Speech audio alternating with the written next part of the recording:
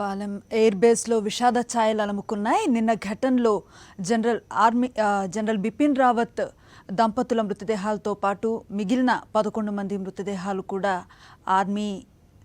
తాజా సమాచారాన్ని మా కరెస్పాండెంట్ వెంకటేష్ ఢిల్లీ నుంచి అందిస్తారు. వెంకటేష్, నివాళి అర్పించేటువంటి కార్యక్రమం కొనసాగుతుంది. రాత్రి 9 గంటలకు ప్రధానమంత్రి నరేంద్ర మోడీ ఆ ప్రాంతానికి చేరుకుంటారు. పాలెం ఎయిర్ ఫోర్స్ స్టేషన్ లో ప్రస్తుతం ఈ భౌతిక కాయాలన్నీ కూడా ఉంచారు. వారందరికీ కూడా సైనిక లాంఛనాలకు అనుగుణంగా వారికి ప్రస్తుతం నివాళులు అర్పిస్తారు. ఆ తర్వాత ఈ స్టేషన్ నుంచి, ఎయిర్ ఫోర్స్ స్టేషన్ నుంచి నేరుగా బిపిన్ రావత్ దంపతుల భౌతిక కాయాలను వారి నివాసానికి తీసుకెళ్తారు. కామరాజ్ మార్గులో వారి నివాసం ఉంది. సో అక్కడ కూడా ఏర్పాట్లు పూర్తయ్యాయి. సో రేపు ఉదయం 11 గంటల నుంచి 2 గంటల వరకు సామాన్య ప్రజల సందర్శనార్థం ఆ భౌతిక కాయాలను ఉంచుతారు. 2 గంటలకి అక్కడి నుంచి అంత్యమ యాత్ర ప్రారంభమవుతుంది. అక్కడి నుంచి నేరుగా కంటోన్మెంట్ లో ఉన్నటువంటి బ్రాస్ స్క్వేర్ వద్ద ఈ అంత్యక్రియలు పూర్తి చేసేటువంటి విధంగా మొత్తం ఏర్పాటు కూడా పూర్తయినటువంటి పరిస్థితి. ప్రస్తుతం అయితే పాలెం ఎయిర్ ఫోర్స్ స్టేషన్ లో ఈ అందరూ నివాళులు అర్పిస్తున్నారు. అలాగే వారి కుటుంబ సభ్యులు కూడా వచ్చారు. సో ఆ కుటుంబ సభ్యులందరినీ కూడా ఓదార్చి వారికి ధైర్యం నింపుతున్నారు.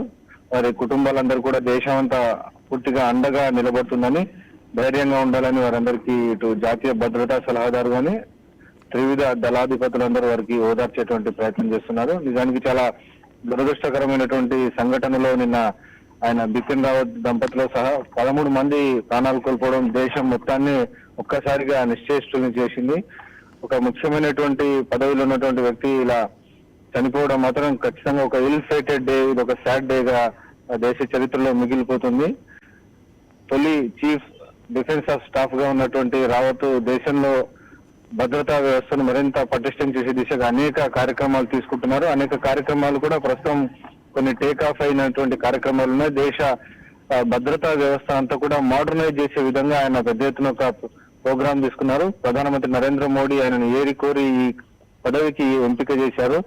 ప్రస్తుతం ఉన్నటువంటి 21వ శతాబ్దానికి అనుగుణంగా కొత్త యుద్ధ వ్యూహాలన్నిటిని కూడా వాటన్నిటిని అమలు పరిచేందుకు అవసరమైనటువంటి పూర్తిగా లాజిస్టిక్స్ అన్నిటిని కూడా సమకూర్చేటువంటి బాధ్యతలను కూడా ప్రస్తుతమైన రావత్ నిర్వహిస్తున్నారు. కేవలం ఆర్మీ, నేవీ, ఎయిర్ ఫోర్సే కాకుండా అదనంగా మరొక 2 రంగాలను కూడా తయారు చేస్తున్నారు.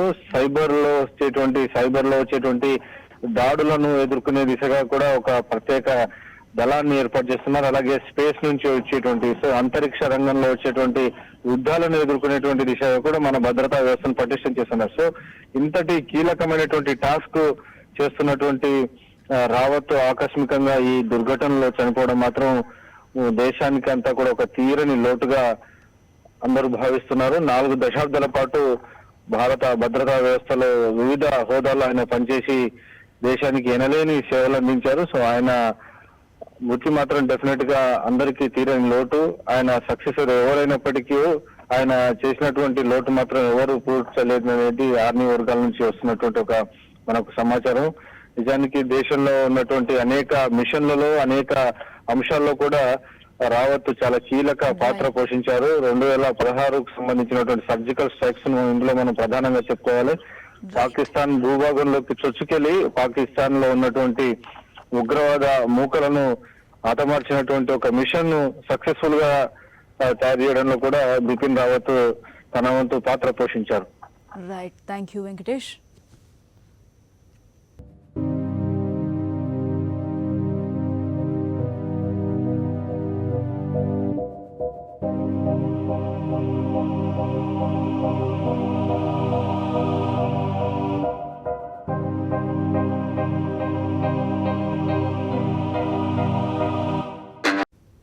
ఢిల్లీలోని పాలెం ఎయిర్ బేస్లో విషాద ఛాయలు అలుముకున్నాయి. నిన్నటి హెలికాప్టర్ ఘటనలో మృతి చెందిన సైనిక అధికారులకు, వారి కుటుంబ సభ్యులు, త్రివిధ దళాధిపతులు, అలాగే రక్షణ శాఖ మంత్రి రాజ్నాథ్ సింగ్, జాతీయ భద్రతా సలహాదారు అజిత్ దోవల్ నివాళులు అర్పించారు.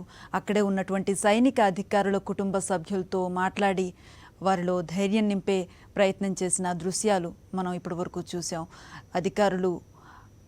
సైనిక అధికారులకి నివాళులు అర్పిస్తూ ఉన్న దృశ్యాలు చూస్తూ ఉన్నాం.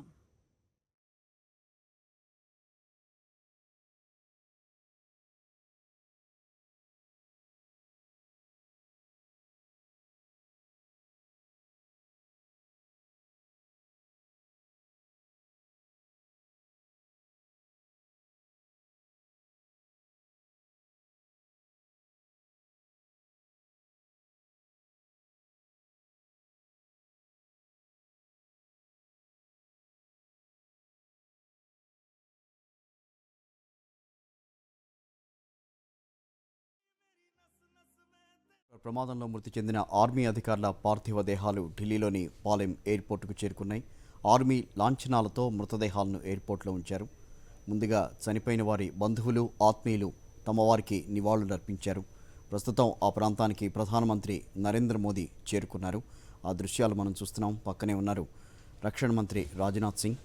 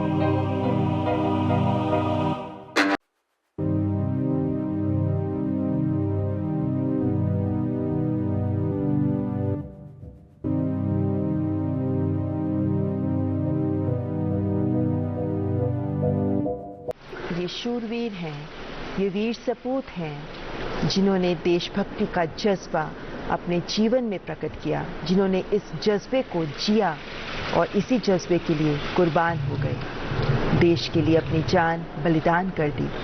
और आज तिरंगे में लिपटा इनका पार्थिव शरीर देशवासियों की आंखों में अश्रु तो ला रहा है, लेकिन साथ ही ये संदेश आत्मसात करने का भी आह्वान कर रहा है कि देशभक्ति के लिए जियो, देश के लिए जियो, देशभक्ति के जज्बे के साथ जियो। और इसी संदेश को आज हम सब के लिए जरूरी है आत्मसात करना। तभी देश के प्रधान सेवक प्रधानमंत्री नरेंद्र मोदी देशवासियों की ओर से इन सभी को नमन कर रहे हैं, श्रद्धांजलि अर्पित कर रहे हैं। देश के लिए एक भावुक क्षण है जब एक साथ अपने इतने वीर सपूतों को देश ने खोया।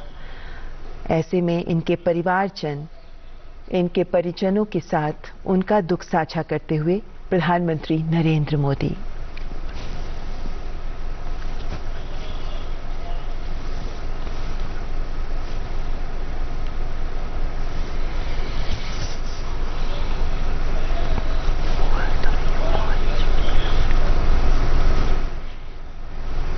ये ऐसे क्षण हैं, ये ऐसे पल हैं जब दिल में बहुत एहसास उमड़ते हैं, बहुत से विचार उभरते हैं, लेकिन मौन शब्द बड़े संदेश देते हैं।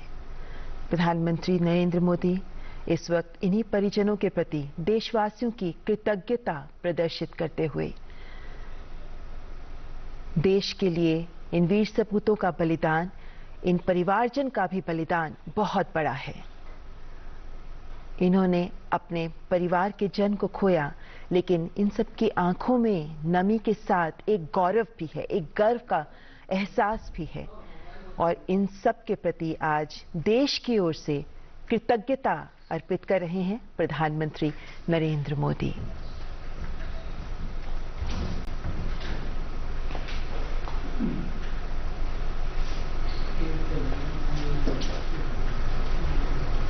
आज एक अवसर जब पूरा देश इन्हें सलाम कर रहा है, एक अवसर जब इन वीर बलिदानियों को पूरा देश इनके प्रति कृतज्ञता महसूस कर रहा है, पूरा देश इनके बलिदान को समझते हुए इनसे देशभक्ति का सबक सीख रहा है। प्रधानमंत्री नरेंद्र मोदी ने भी संपूर्ण देश की ओर से इन्हें श्रद्धांजलि अर्पित की है, इनके परिवारजन के प्रति कृतज्ञता अर्पित की है, क्योंकि इनका बलिदान देश के लिए गया है। ये देशभक्ति का जो सबक सबको सिखा रहे हैं, आज हमें उसे आत्मसात करना चाहिए।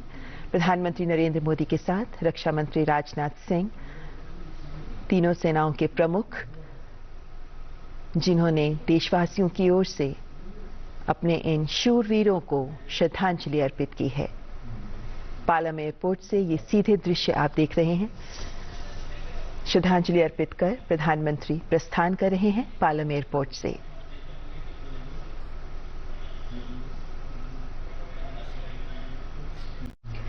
यहां पार्थिव शरीर रखे गए हैं और इन पार्थिव शरीरों में जनरल बिपिन रावत, उनकी पत्नी मधुलिका रावत का पार्थिव शरीर भी मौजूद है।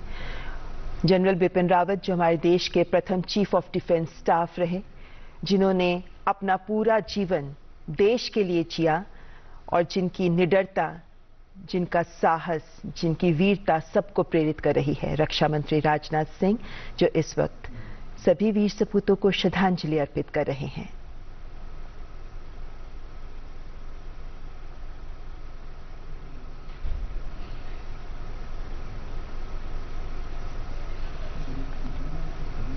चीफ ऑफ डिफेंस स्टाफ के नाते रक्षा मंत्री के साथ बहुत करीबी। నిన్న హెలికాప్టర్ ప్రమాదంలో మృతి చెందిన ఆర్మీ అధికారుల పార్థివ దేహాలు ఢిల్లీలోని పాలెం ఎయిర్పోర్టులో ఉన్నాయి. ఆర్మీ లాంఛనాలతో మృతదేహాలను ఎయిర్పోర్ట్లో ఉంచారు. ముందుగా చనిపోయిన వాళ్ళ బంధువులు అట్లాగే ఆత్మీయులు తమ వారికి నివాళులు అర్పించారు. దానికి సంబంధించి కొద్దిసేపటి క్రితమే ప్రధానమంత్రి నరేంద్ర మోదీ పార్థివ దేహాలకి ఘనంగా నివాళులు అర్పించిన దృశ్యాలనైతే మనం చూసాం. ఆ తర్వాత రక్షణ మంత్రి రాజ్నాథ్ సింగ్ ఆ 13 మంది, ఇందులో భారతదేశ మొదటి chief of defence staff Bipin Rawat, అలాగే ఆయన భార్య మధులిక, వారి మృతదేహాలు కూడా ఈ 13 మందిలో ఉన్నాయి. సో వారందరికీ కూడా ఘనంగా నివాళులు అర్పించారు ప్రధానమంత్రి నరేంద్ర మోదీ.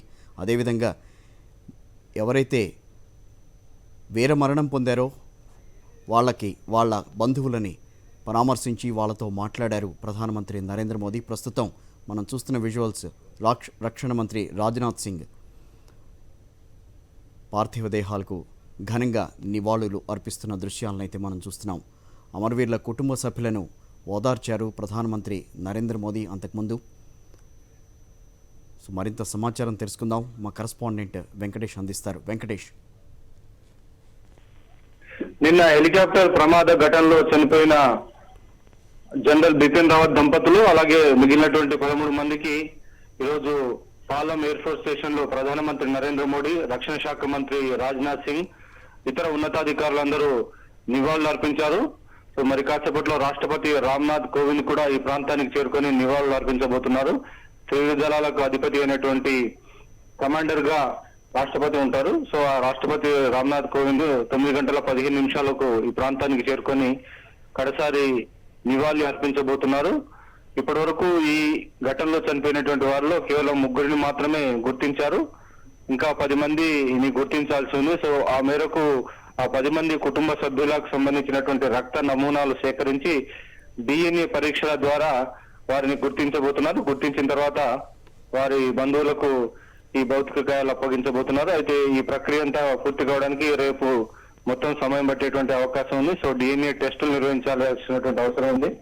ఈ ఘటనలో చనిపోయినటువంటి వారిలో చాలా మంది శరీరాలు పూర్తిగా కాలిపోయాయి, గుర్తుపట్టరానంతగా కాలి ముద్దైపోయినటువంటి పరిస్థితి. ఆ నేపథ్యంలో DNA పరీక్షలు పూర్తిగా అవసరమయ్యాయని అధికార వర్గాలు చెప్తున్నాయి. సో ఆ మేరకు ఇప్పటికే వారి బంధువులందరినీ కూడా ఢిల్లీకి పిలిపించారు. వారి వద్ద నుంచి శాంపిల్స్ తీసుకొని DNA పరీక్షలు నిర్వహించబోతున్నారు. ఇప్పటికే ఈ ప్రాంతం నుంచి నేరుగా ఇక్కడ ఉన్నటువంటి భౌతిక కాయాలన్నిటినీ 3 మినహా మిగిలినటువంటి 10 భౌతిక కాయాలను ఆర్మీ బేస్ హాస్పిటల్ కు తీసుకెళ్లి ఆ బేస్ హాస్పిటల్లో ఉంచుతారు. అక్కడే డిఎన్ఏ పరీక్షలు నిర్వహించిన అనంతరం రేపు వీరందరికీ తిరిగి అప్పగించబోతున్నారు.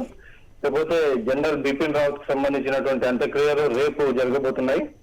కంటోన్మెంట్ లోని బ్రార్ స్క్వేర్ వద్ద ఈ అంత్యక్రియలు జరిపేందుకు అవసరమైనటువంటి ఏర్పాట్లు పూర్తి చేశారు.